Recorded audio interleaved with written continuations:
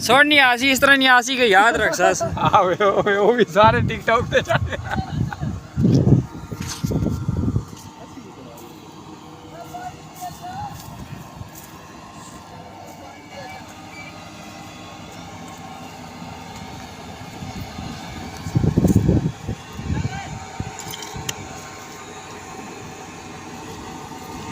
देखिए हमने पार्क में पत्थर जो है वो प्लेस करना है।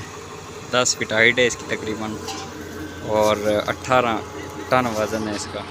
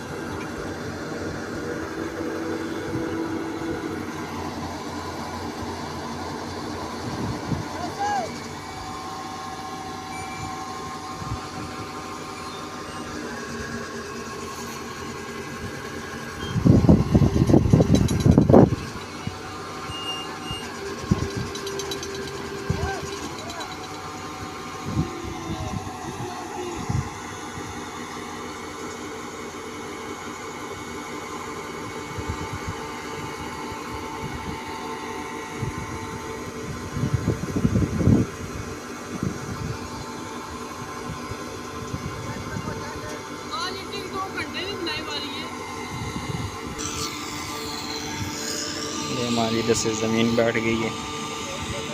अभी इसको स्पॉट हम दे रहे हैं कोई, ताकि ज़मीन नीचे ना बैठे।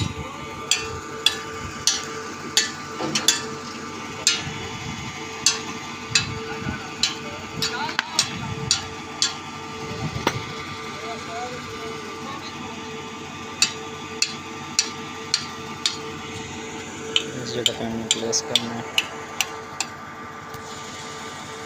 ये हमारे सर्वेयर हैं असद साहब।